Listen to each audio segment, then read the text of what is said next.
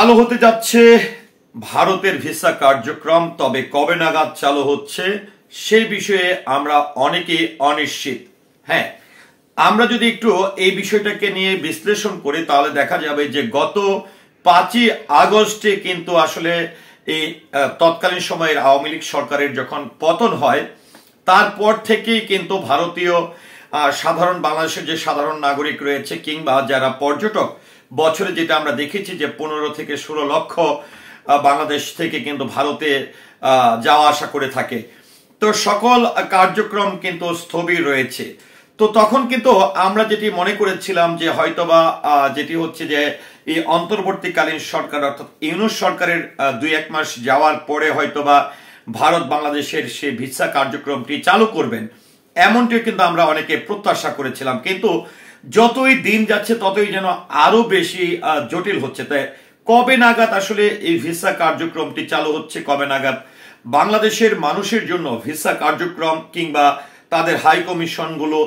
একদমই রেগুলার কাজ করবে, এটি নিয়ে হচ্ছে কিছু পর্যালোচনা করতে চাই আপনাদের জন্য। তো সেটি হচ্ছে যে আমরা সর্বশেষ যেটি দেখেছি এই রানিং মান্থে অর্থাৎ এই ডিসেম্বরেই দেখেছিলাম যে বাংলাদেশে ভারতের যিনি পররাষ্ট্র সচিব তিনি কিন্তু বাংলাদেশ সফরে এসেছিল এই অন্তর্বর্তীকালীন সরকার ক্ষমতায় আসার পরে, এবং তিনি কিন্তু এসে বাংলাদেশের যিনি পররাষ্ট্র উপদেষ্টা রয়েছেন তার সঙ্গে বৈঠক করেছেন। পরবর্তীতে দেখেছি যে ডক্টর মোহাম্মদ ইউনূস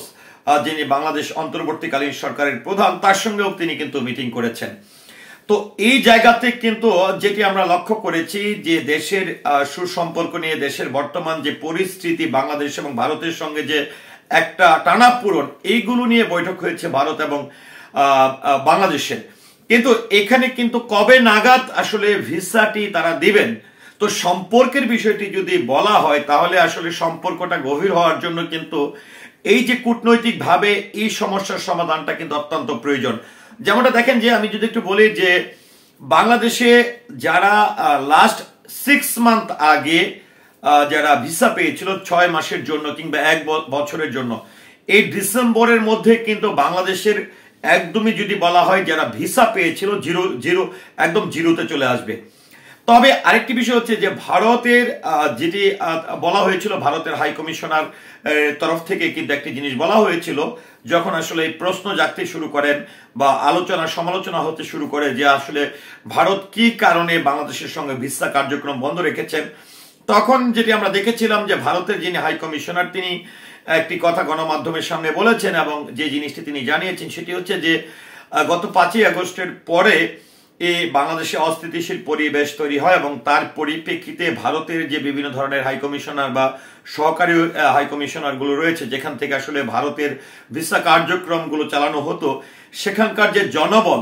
এটা আসলে কমে যায়, অনেকে ছুটিতে চলে যায়, যে কারণে শুধুমাত্র যারা জরুরি সেবা নেওয়ার জন্য বা চিকিৎসার জন্য ভারতে যাবে তাদেরকেই কেবলমাত্র ভিসা দেওয়া হচ্ছে। কিন্তু এর মধ্যেও কিন্তু আরেকটি ঝামেলা তারা তৈরি করেছে, সেটি হচ্ছে যে আমরা সম্প্রতি যেটি দেখলাম গত 2 ডিসেম্বরে কিন্তু একটি ব্যতিক্রম ঘটনা ঘটতে শুরু করে। সেটি হচ্ছে যে লাস্ট যদি বলি যে 5ই আগস্ট এবং পরবর্তীতে এসে কিন্তু সংখ্যালঘু ইস্যু এটি অনেক বেশি প্রভাবিত হয়েছে ভারত এবং বাংলাদেশের সম্পর্কের মধ্যে। তারপরে সংখ্যালঘুর বিষয়টি যখন আসে, বিশেষ করে চিন্ময় কৃষ্ণ দাসকে যখন গ্রেফতার করা হয় তখন থেকে কিন্তু আরো সংখ্যালঘুদের বিষয়টি জটিল হতে থাকে। এবং তারপরে আমরা দেখলাম যে এই চিন্ময় কৃষ্ণ দাসকে গ্রেফতারের পর থেকে ভারতের কিছু গণমাধ্যম ভুয়া তথ্যের মাধ্যমে বাংলাদেশ এবং ভারতের যে একটি সুসম্পর্ক সেটার অবনতি একটা দূরত্ব তৈরি করার প্রচেষ্টায় যেন তারা মেতে উঠেছে। আর বিশেষ করে বাংলাদেশে যেন কোনোভাবে সুখ শান্তি না হয়, বাংলাদেশে যেন দাঙ্গা হাঙ্গামা শুরু হয়, বাংলাদেশে যেন সাম্প্রদায়িকতা বেড়ে যায় এবং সাম্প্রদায়িকতা তৈরি করছে কিছু ভারতীয় গণমাধ্যম, এমন পরিস্থিতি কিন্তু তারা তৈরি করছেন। বিশেষ করে যদি আপনাকে রিপাবলিক চ্যানেলটির কথা বলি, রিপাবলিক চ্যানেলের যিনি ময়ূক রঞ্জন ঘোষ, যিনি আমার মনে হয় যে পারে না বাংলাদেশকে একদিনের মধ্যে দখল করে ফেলে, বাংলাদেশে একদিনে মুসলমানদেরকে একদম ধূলিসাৎ করে দেয়, একদিনে বাংলাদেশে এবং বাংলাদেশে যে আসলে সংখ্যালঘু বলে যে বিষয়টি আসলে এতটা প্রতিষ্ঠিত ছিল না, সেটি ভারতীয় কিছু গণমাধ্যম এইটিকে তারা আসলে প্রতিষ্ঠিত করেছেন, এবং হিন্দু আলাদা ধর্ম, মুসলমান আলাদা ধর্ম, ধর্মের সঙ্গে যে বিভেদ এটি কিন্তু তারা সৃষ্টি করেছে। তো এই বিষয়টি যখন আসলে ঘটতে থাকে, তারপরে আমরা দেখলাম যে ভারতের ত্রিপুরা, যেখানে বাংলাদেশের পর্যটকদের অনেক বেশি আনাগোনা, বা কলকাতাতে অনেক বেশি আনাগোনা বা আসা যাওয়া করে থাকেন, তো সেখানে ভারতের যে ত্রিপুরার যে হোটেল মালিক সমিতি রয়েছে এবং যে রেস্তোরাঁর মালিক সমিতি রয়েছে, তারা হঠাৎ করেই এই চিন্ময় কৃষ্ণ দাসকে কেন্দ্র করে যখন ভারতে অস্থিতিশীলতার সৃষ্টি হয় এবং মানে ভারতে বাংলাদেশ বিদ্বেষ কিছু কর্মকাণ্ড শুরু হয়, এবং দেখেছি সেই বিদ্বেষের প্রতিফলনে আমরা দেখেছি যে বাংলাদেশের যে আগরতলা সহকারী হাই কমিশনটি রয়েছে, সেখানে কিন্তু অতর্কিত হামলা চালানো হয়, এবং সেখানে অতর্কিত হামলা চালিয়ে দুর্বৃত্তকারীরা বাংলাদেশের যে পতাকা রয়েছে, পতাকা স্ট্যান্ড ভেঙে ফেলেন এবং রীতিমতো পতাকাকে অবমাননা করে। এর আগে আমি যদি একটু, যারা ভারতের আমার প্রিয় শ্রদ্ধাভাজনরা আছেন, যেই ধর্মেরই হন না কেন, আমি যদি একটু আপনাদেরকে প্রশ্ন রাখতে চাই, যে আমারও অনেক ভিডিওতে অনেকে অভিযোগ করছেন যে স্বাভাবিক, এটি দেশপ্রেম, দেশের প্রতি মায়া, দায়বদ্ধতার জায়গা থেকে আপনাদের খারাপ লাগতেই পারে যে যে কোনো দেশ আর যে কোনো মানুষ, যে কোনো রাষ্ট্রের যখন নাগরিক হয়, সেই দেশের পতাকা অবমাননা করা দেখলে বা সেই দেশকে যদি অসম্মান করা হয়, তাহলে কিন্তু যে কোনো দেশপ্রেমিকের কাছে কিন্তু খারাপ লাগবে। তো সেই প্রেক্ষাপটে আমি যদি একটু প্রশ্ন করি যে বাংলাদেশের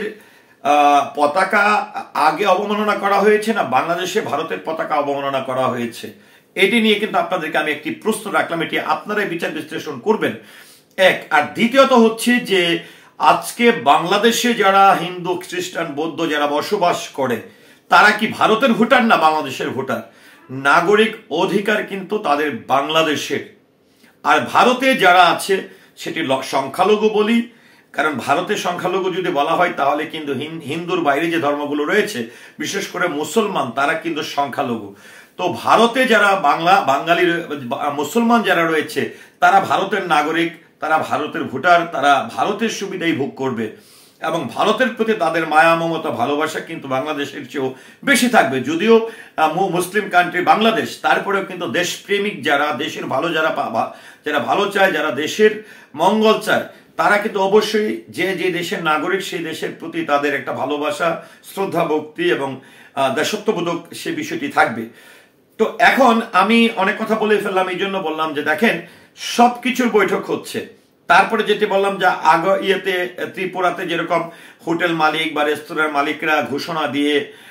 তারা বাংলাদেশের কোনো মানুষকে তারা কোনো ধরনের কোনো প্রকার সেবা দিবে না, তারা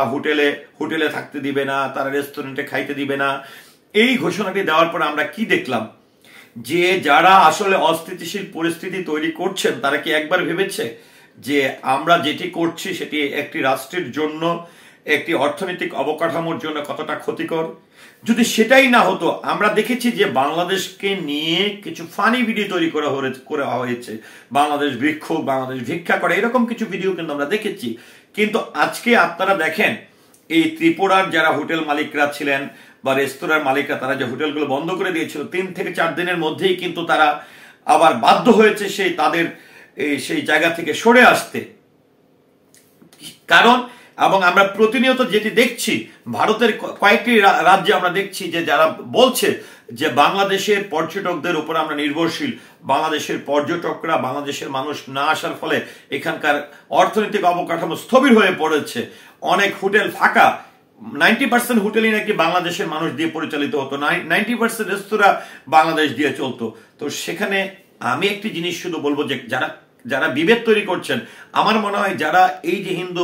মুসলিম, খ্রিস্টান, বৌদ্ধ, এদের মধ্যে একটা ভেদাভেদ তৈরি করছেন, তারা কখনো রাষ্ট্রের জন্য মঙ্গলজনক না। তাদেরকে আমি দেশপ্রেমিক বলবো না, তারা বরাবরই স্বার্থপ্রেমী বলবো, এবং তারা রাষ্ট্রদ্রোহী বলবো। তো সেই প্রেক্ষাপটে যেটি হচ্ছে যে আসলে ভারতের এত মিটিং, বাংলাদেশ পররাষ্ট্র উপদেষ্টার সঙ্গে বৈঠক, কিংবা এদিকে যদি আমরা বলতে চাই যে ডক্টর মোহাম্মদ ইউনূস সাহেবের সঙ্গে বৈঠক, বাংলাদেশের সঙ্গে সুসম্পর্ক গড়ে তোলা, এই বিষয়গুলো নিয়ে এত আলোচনা হচ্ছে, কিন্তু আসলে কবে নাগাদ ভারতের সঙ্গে বাংলাদেশের ভিসা কার্যক্রম শুরু হবে সেটি হচ্ছে অনেক বড় প্রশ্ন। এবং আমি আজকের এই ভিডিওটির মাধ্যমে বাংলাদেশের তথা এবং ভারতের, বিশেষ করে আমি ভারত অ্যাম্বাসিকে বলবো বা ভারত সরকারকে বলবো যে আপনারা আসলে এই কার্যক্রমটি কবে নাগাদ চালু করবেন, অজুহাত না দেখিয়ে আশা করছি কমেন্টের মাধ্যমে জানাবেন। কারণ একটি বিষয় দেখেন, যতই আপনারা জটিলতা তৈরি করছেন, কার্যক্রম বন্ধ করছেন, বাংলাদেশেও কিন্তু তাদের ভিসা কার্যক্রম ভারতীয়দের জন্য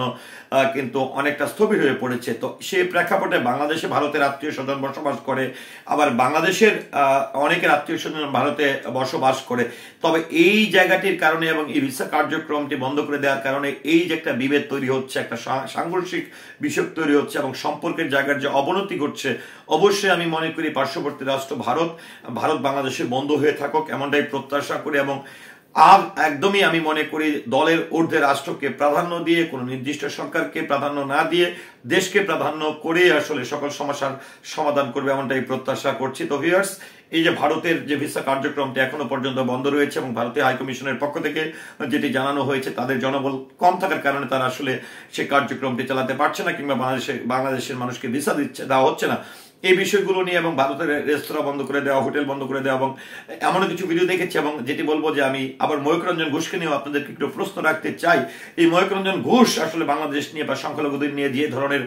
প্রচার প্রচারণা করছে, বাংলাদেশের চট্টগ্রাম, কক্সবাজার, নোয়াখালী, রংপুর এই ধরনের জায়গা দখল বা বেদখল, এবং ইদানিং দেখছি যে তিনি আরো কিছু ভুয়া তথ্য তিনি প্রচার করছেন, যেটি হচ্ছে মায়ানমার নাকি বাংলাদেশ অনেকটা দখল করিয়ে ফেলছে, চারপাশকে ঘিরে রেখেছে। যে এই বিষয়গুলো নিয়ে আসলে